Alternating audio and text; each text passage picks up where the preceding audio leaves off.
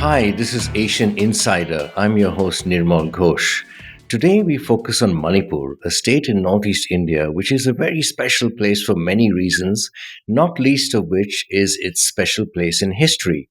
I have with me Binalaskshmi Nepram, founder of the Manipur Women Gun Survivors Network, the Control Arms Foundation of India, and the Northeast India Women Initiative for Peace. Her work focuses on deepening democracy and championing security and disarmament in Manipur and across Northeast India. She has written several books and is a recipient of, among others, the McBride Peace Prize. What is it like for women in Manipur? Is there any security for women? And by the way, are women also being drawn into the militancies? Okay. First of all, Manipur have an extraordinary 116-year-old women's movement, Nirmal. We date it back to 1904, much before any feminist movement started in the world. We had an extraordinary women's movement called the Nupi Lal movement, means women wars, waged against British colonial rule as early as 1904 and 1939. In the last 1 year, an attempt has been made to malign this 100 years old extraordinary indigenous women's movement, which I would like to tell your viewers is wrong.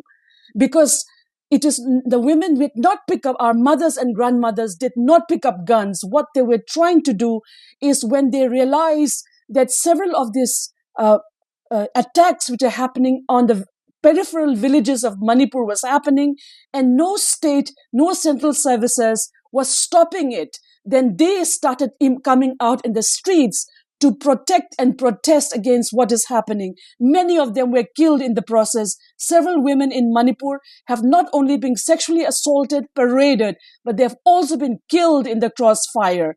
So right now, I would like to say that women have been on the forefront of non-violent struggles. Of course, I'm not saying not every woman, but a few of them in both sides. In both the warring groups, I've seen images of them joining and being trained in arms and everything in both sides for the targeting of women, particularly the women in the valley in the wrongful ways would be wrong. I'm not saying all women in Manipur are pristine, but all I'm saying, if some of them may have said statements which are not in line with rule of law, but I do know 90% of them, I have seen their bravery, their courage using non-violent ways to resolve. In fact, if you want to bring the Manipur conflict down tomorrow, it will include the mothers of all warring parties to actually sit down together and tell their sons to lay down their arms. But no one has said this because this conflict profits few. And that is why you are seeing the conflict entering 10 months today.